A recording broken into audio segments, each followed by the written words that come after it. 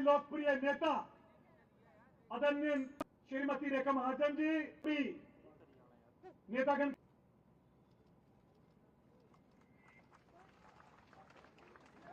तालियों से स्वागत करें। उसके बाद और जोरदार तालियों से कृपया आप स्वागत करें।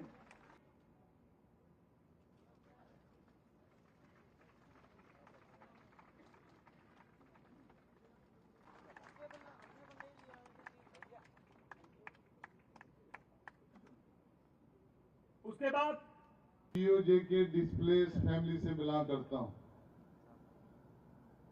हमारी जो फर्स्ट जनरेशन थी वो पीओजेके के संघर्ष में मारी गई।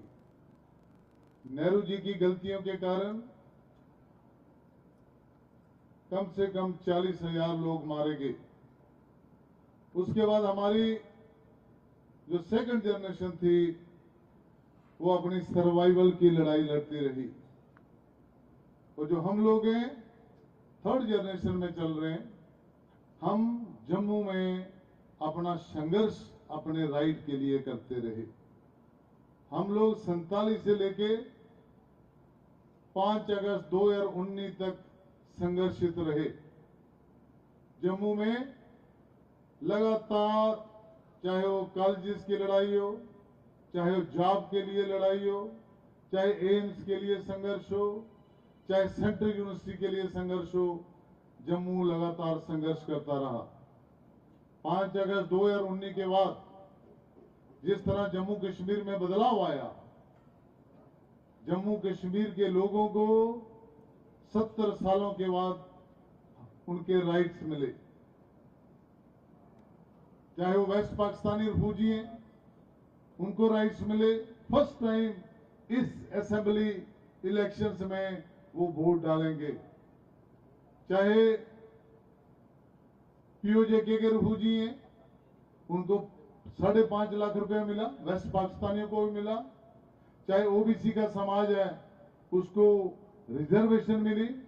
फर्स्ट टाइम जम्मू कश्मीर में एसटी समाज को पॉलिटिकल रिजर्वेशन मिली।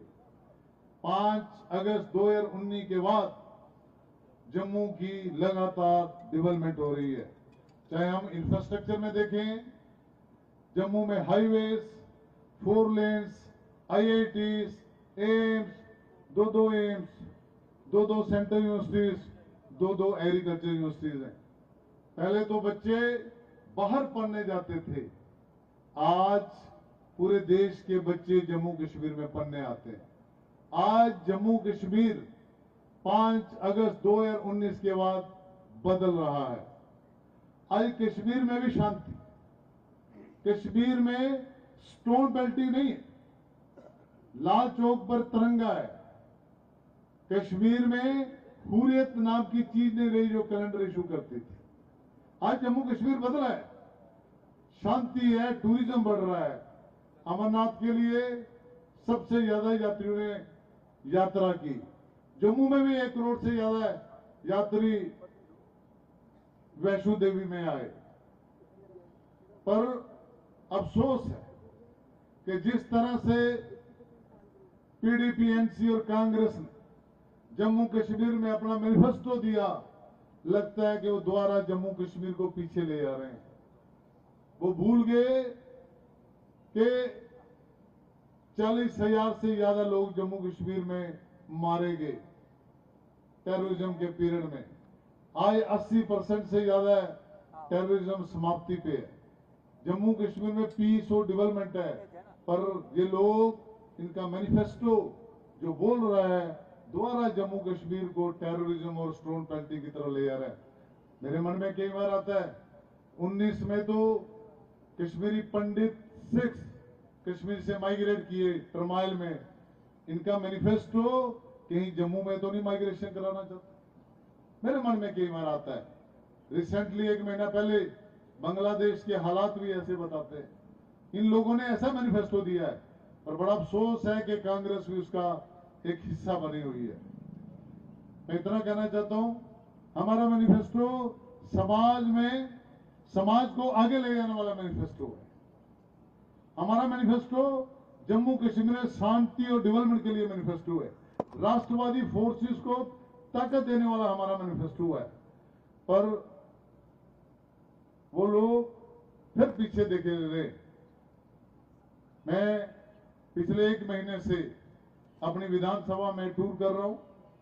मुझे लगातार लोगों का आशीर्वाद मिल रहा है। मुझे खुशी हुई कि हर व्यक्ति मेरी हनेस्टी और क्रेडिबिलिटी की प्रशंसा कर रहा है। मेरा मान और सम्मान इससे बढ़ा। मैं आपसे प्रार्थना करता हूं, मैं इससे इसी तरह हनेस्ट और अपनी क्रेडिबिलिटी बना के रखूंगा। मुझे अफसोस हुआ कि जब मैं इस विधानसभा में घूमा, चौवादी से लेके सैनिक कॉलोनी यहाँ एक कार्यक्रम हो रहा है, वहां पानी की समस्या है। लोगों को पीने के लिए पानी नहीं है। मुझे कह रहे थे लोग कि भाई 15-15 दिन के बाद पानी आता है, हम टैंकर से वो अपना बंदोबस्त करते हैं। जब नीचे की तरफ जाओ, जो हमारा गाड़ीगढ़ का एरिया है, वहां लोग पानी में डूबे हुए हैं। उनके घर के आगे तालाब बने हुए हैं। कहीं गलियां नहीं है, कहीं नालियां नहीं है, कहीं हेल्थ सेक्टर में कमी है, स्कूल्स नहीं अच्छे। मैं आपसे निवेदन करता हूं, एक बार मुझे मौका दो सेवा का, मैं आप सबकी सेवा करूंगा। जम्मू कश्मीर के कार्यकारी अध्यक्ष श्री सब शर्मा जी,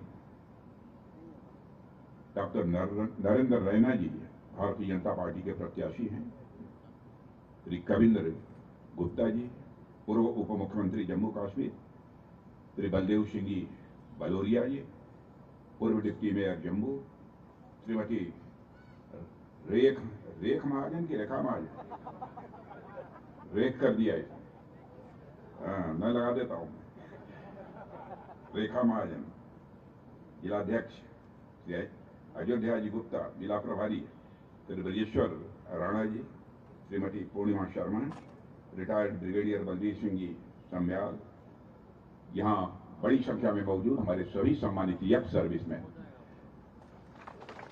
और अन्य सभी मेरे यहाँ पर मौजूद बहनों एवं भाइयों, आज जम्मू की 3 सार्वजनिक सभाओं को संबोधित करने के बाद पुंछ और राजौरी में चौथी सार्वजनिक सभा को संबोधित करने के लिए आप सबके बीच में यहां मौजूद हूं।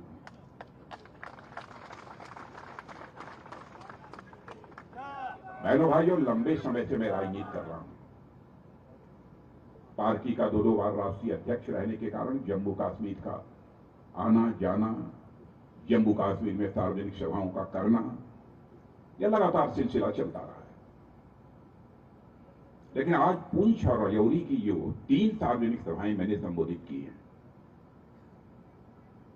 मैं कह सकता हूं एक बहुत बड़ा ग्राउंड है जिसमें कि प्रधानमंत्री जी और हम, क्यों कविंदर जी, प्रधानमंत्री जी और मैं 2014 में एक सार्वजनिक सभा को संबोधित करने के लिए आए थे। कौन सा ग्राउंड है? एमएम स्टेडियम, उसमें आए थे। सबसे बड़ी सभा वो संबोधित की थी। और उसके बाद आज जिन 3 सार्वजनिक सभाओं को मैंने पहले संबोधित किया है पुंछ और राजौरी में, बहनों भाइयों, वह हुजूम जम्मू कश्मीर में हमारे राजनीतिक जीवन में पहली बार देखने को मिला है।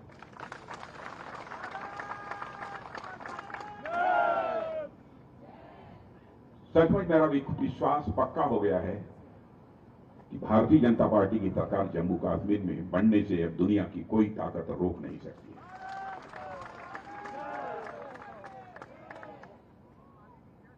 अभी जब हमारे श्री नरेंद्र सिंह जी बोल रहे थे, आपके कैंडिडेट, मैं बहुत ही गौर से सुन रहा था। गौर से सुनने के बाद मैं कह सकता हूं नरेंद्र सिंह जी की हिस्ट्री जानने की जरूरत नहीं है कि उनका पास्ट लाइफ कैसी रही है, जानने की जरूरत नहीं है। मैंने सब अनुमान लगा लिया कि आपके प्रत्याशी सरदार नरेंद्र सिंह जी एक क्रेडिबल इंसान है, जो कहेंगे वह करेंगे।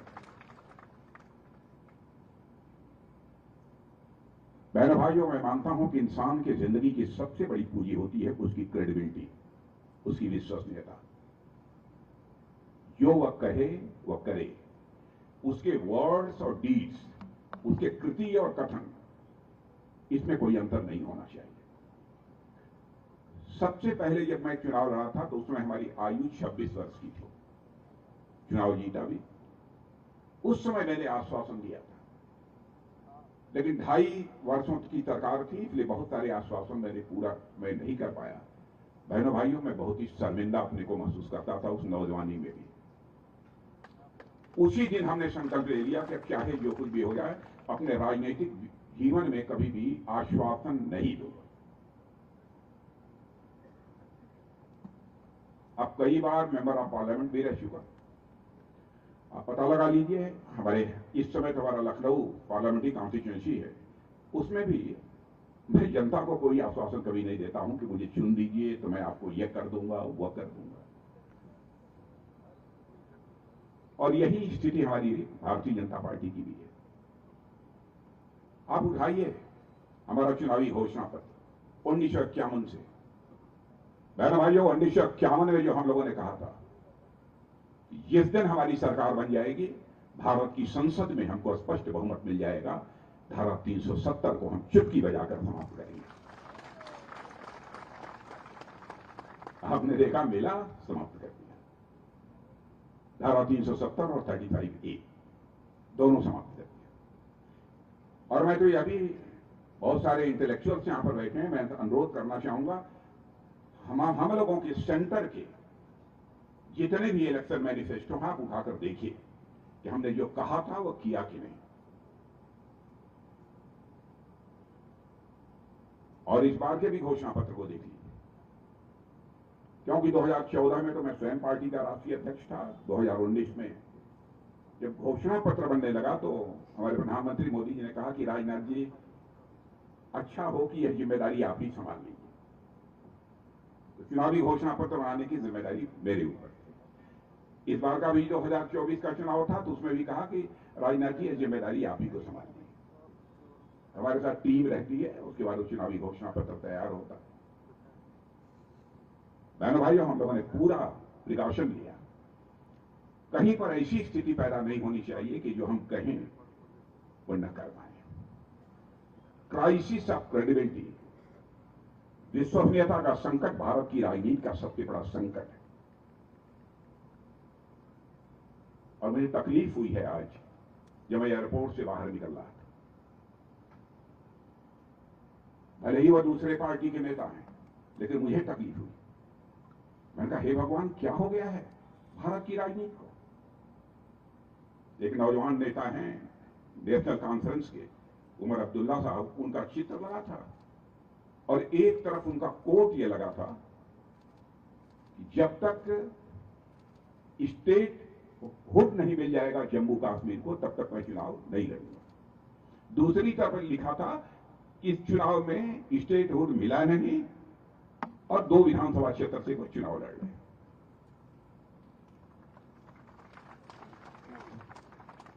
उमर अब्दुल्ला साहब को तकलीफ इसकी ना हो, लेकिन मुझे तकलीफ है।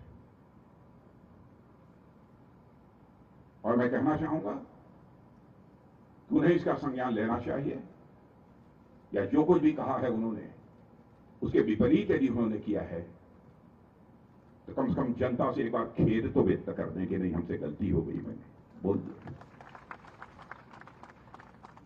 प्रश्न केवल उमर अब्दुल्ला साहब का नहीं है, प्रश्न केवल राजनाथ सिंह का नहीं है, प्रश्न है भारत की राजनीति की क्रेडिबिलिटी, विश्वसनीयता का। क्राइसिस ऑफ क्रेडिबिलिटी भारत की राजनीति का सबसे बड़ा संकट है, यह विश्वसनीयता का संकट है। और बहनों भाइयों, मैं दावे के साथ कह सकता हूं, भारतीय जनता पार्टी हिंदुस्तान की अकेली राजनीतिक पार्टी है जो भारत की राजनीति में पैदा हुए इस विश्वास के संकट को, क्राइसिस ऑफ क्रेडिबिलिटी को चुनौती के रूप में स्वीकार किया। और मैं कह सकता हूं कि हमने उस पर विजय प्राप्त की। आप कैसे कहते हैं कि आपकी सरकार बनेगी, कांग्रेस कहती है, एजेंसी कहती है, पीडीपी कहती है, हम इसको स्टेट हुड दे देंगे, जम्मू कश्मीर को कैसे दे देंगे? सेंटर में आपकी गवर्नमेंट है, नहीं देंगे कैसे? बिना सेंटर के हो ही नहीं सकता।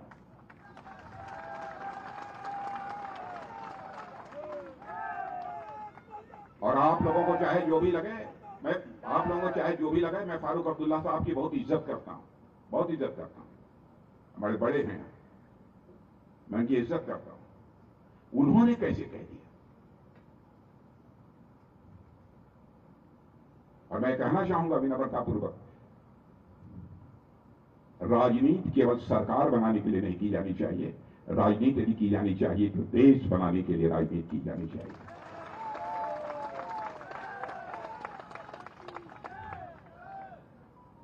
बहनों भाइयों, मैं मुख्यमंत्री भी रहा हूं, गृह मंत्री भी रहा हूं, रक्षा मंत्री भी रहा हूं, कृषि मंत्री भी रहा हूं। जो हाईवेज बन रही है उसमें सबसे पहले आदरणीय अटल बिहारी वाजपेयी ने जिम्मेदारी मेरे कंधों के ऊपर भी सौंपी थी, वो भी रहा हूं। मैं बहुत ही कासस रहता हूं आश्वासन देने। आज हमसे एक समस्या के बारे में भी सरदार नरेंद्र सिंह जी चर्चा कर रहे थे। मैंने कहा नरेंद्र सिंह जी, आश्वासन नहीं दूंगा, आप स्वयं ही इतने सुलझे हुए हैं, हमारे इतने माननीय नेता हैं, आप जो कहेंगे जहां तक बन सकेगा उसे पूरा करने की मैं पूरी कोशिश करूंगा।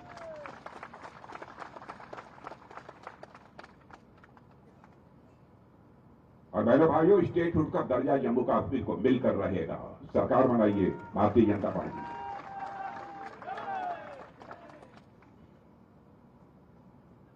और मैं तो आपको बधाई देना चाहता हूं कि जम्मू कश्मीर में जो 18 विधानसभाओं के जो चुनाव हुए हैं, अभी तक पहले चरण का 18 ही था ना,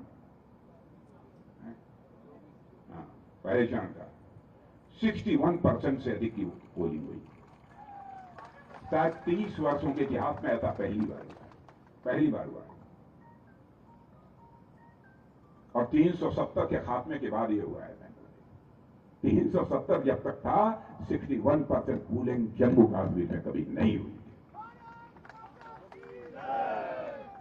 और आपको जानकर खुशी होगी कि लोकसभा के चुनाव में जम्मू कश्मीर में जहां पर लगभग 58 पॉइंट समथिंग पोलिंग हुई, वही लद्दाख में मोर देन 88% की पोलिंग हुई। जाकर घर घर संदेश पहुंचा दीजिए, सरकार बनेगी भाजपा की, यहां पर जम्मू कश्मीर को स्टेटहुड मिलेगा।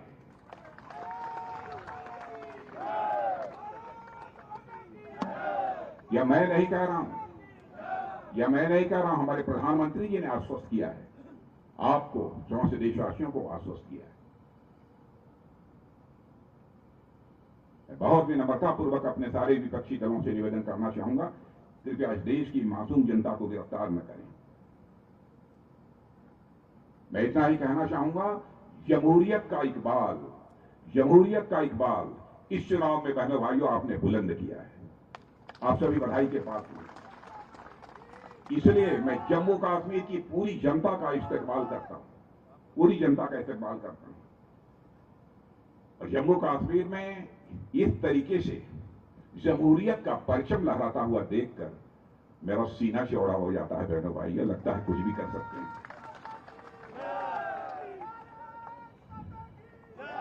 विडंबना यह है कि हमारे एक पाकिस्तान के वो भी रक्षा मंत्री हैं, उन्होंने कहा है कश्मीर में आर्टिकल 370 की समाप्ति चाहते हैं, तो उसे फिर से वापस लाने के लिए नेशनल कॉन्फ्रेंस और कांग्रेस यही ला सकती है। और पाकिस्तान में बैठे रक्षा मंत्री यह बात कर रहे हैं। मैं कांग्रेस और नेशनल कॉन्फ्रेंस के लोगों से पूछना चाहता हूं, नेशनल कॉन्फ्रेंस और या कांग्रेस पाकिस्तान की प्रॉक्सी बनकर काम कर रहे हैं।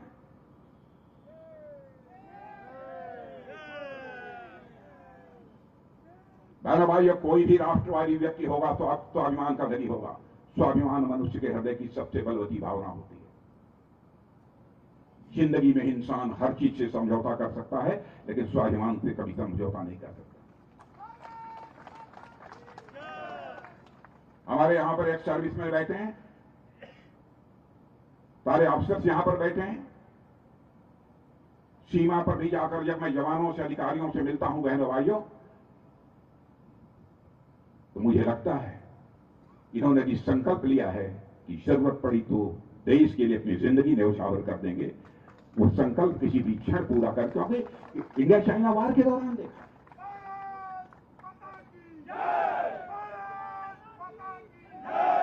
इनकी विश्वसनीयता है।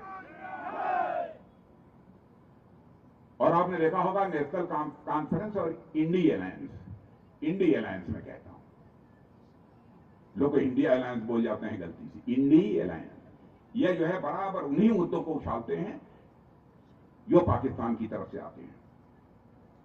इन्हीं लोगों ने पुलवामा को लेकर सवाल उठाए थे, सर्जिकल और एयर स्ट्राइक पर सबूत मांग रहे थे, यही लोग हैं। और यही बात पाकिस्तान से भी उस समय आ रही थी। फैसला कर लीजिए कि आपको क्या करना है। यह सारी राजनीतिक पार्टियां यहां पर पाकिस्तान का एजेंडा चलाने की कोशिश कर रही हैं। मैं विनम्रतापूर्वक सारे विपक्ष के लोगों से कहना चाहता हूं कि जो लोग इस पाकिस्तान के एजेंडे को चला रहे हैं वो कृपया इस पर विचार करें। मैं किसी हार्श वर्ड का, किसी कठोर शब्द का यहां प्रयोग नहीं करना चाहता। यह पाकिस्तान का नापाक एजेंडा मेरे बहनों भाइयों जम्मू कश्मीर में अब नहीं चलेगा, नहीं चलेगा।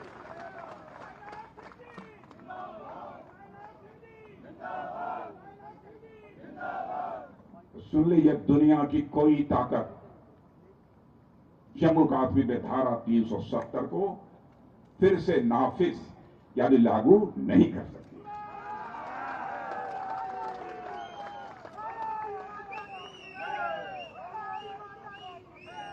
कंगाली और बदहाली का जो इंटरनेशनल ब्रांड एम्बेसडर पाकिस्तान जो बना हुआ है, अपना मुल्क संभाल नहीं पा रहा है और उनको भारत की चिंता सता रही है। आजकल हालत की देखिए, वहां की आजकल हालत देखिए।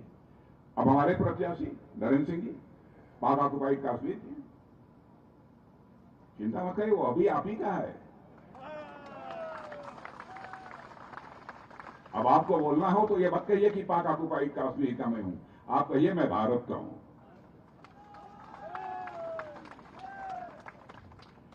एक बार यहीं श्रीनगर में संभवतः मैं आर्मी डे के अवसर पर एक बार नौजवानों को संबोधित कर रहा था, अधिकारी वर्ग भी वहां पर मौजूद थे।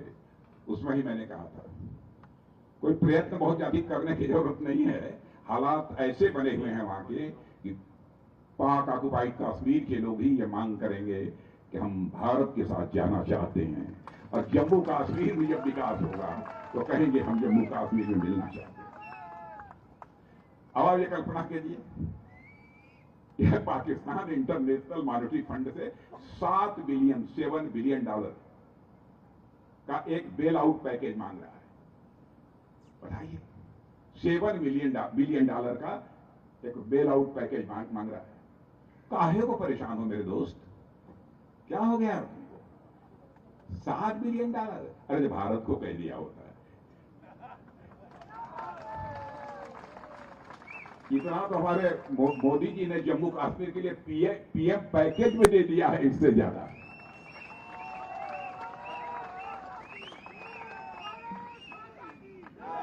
और पाकिस्तान की ये कटोरा कहते हैं ना, क्या बोलते हैं यहां पर नहीं जानते, पकड़ने की हालत इसलिए हो गई है क्योंकि सांपों को पालने और उनके कारोबार करने का अंजाम हमेशा मेरे बहने भाइयों बुरा होता है।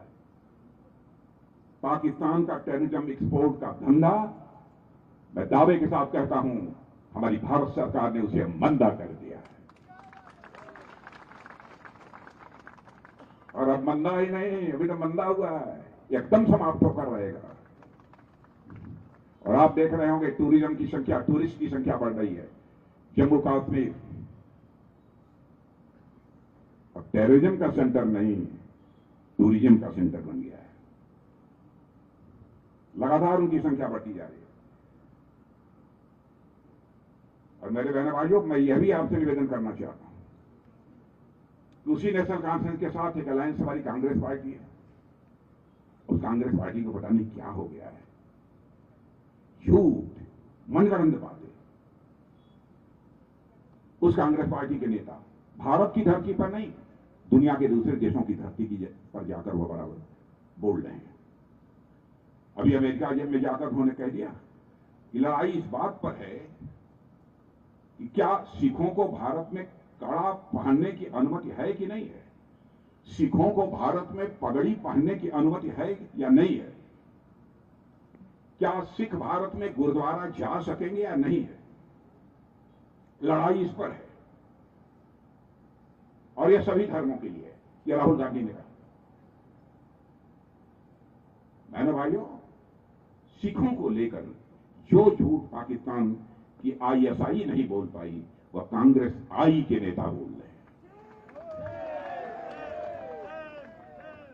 कितने बड़ी बिंदु है। भारत में सिख संप्रदाय का क्या योगदान है, मैं घंटे डेढ़ घंटे में भाषण दे सकता हूं। बहनों भाइयों, भारत में सिख कम्युनिटी का योगदान जो है, भारत की संस्कृति को बचाकर रखने में उसे भारत कभी भूल नहीं सकता।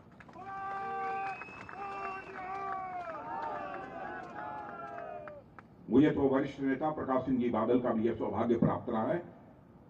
बहुत छोटा था भाई उनसे, लेकिन अपने विधानसभा क्षेत्र की भी अंतिम सार्वजनिक सभा जो चुनाव की होती थी, बादल साहब मुझे ही बुलाते थे, क्योंकि कई बार सिख समाज के इतिहास के बारे में उनके साथ हमारी चर्चा हुई थी। और बराबर इसी झूठ को दोहरा रहे हैं। उन्होंने कहा कि हमेशा की तरह भाजपा झूठ का सहारा ले रही है, वो मुझे चुप कराने के लिए बेताब हैं। यह तो आसमान की तरह हालत उनकी हो गई है, जैसे आसमान की तरह मुंह उठाकर कोई थूकने की कोशिश करे। आसमान की तरह मुंह उठाकर थूकने की कोशिश करेंगे तो क्या होगा। मेरे बहनों भाइयों, इस देश में सिखों को बांटने का काम किया है तो केवल और केवल कांग्रेस पार्टी ने किया है। सिखों का कत्लेआम यदि किसी ने किया है तो कांग्रेस पार्टी ने किया है। पंजाब और कश्मीर में आतंकवाद को बेलगाम किसने छोड़ा, तो कांग्रेस पार्टी ने छोड़ा। मैं कांग्रेस से कहना चाहता हूं कि झूठ इतना भी न बोलो कि भविष्य में सच का तुम सामना ही न कर सको। सरकार का जहां तक प्रश्न है, हमारी सरकार ने सिख करतारपुर साहिब गलियारा बनवाया, सिखों को बदनाम करने वाली ब्लैक लिस्ट को समाप्त किया।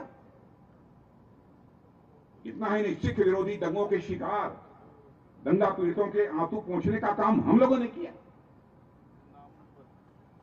और मैं बता देना चाहता हूं, कोई वोट दे अथवा न दे, भारतीय जनता पार्टी सिख समुदाय के सदैव साथ खड़ी रहेगी।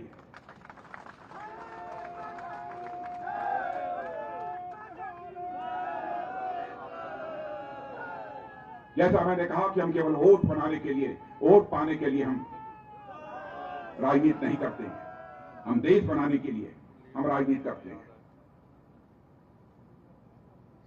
सिख विरासत का जहां तक सवाल है, दुनिया भर में प्रचार पहली बार किसी सरकार ने किया है तो मोदी जी के नेतृत्व की भारतीय एनडीए की सरकार ने किया है।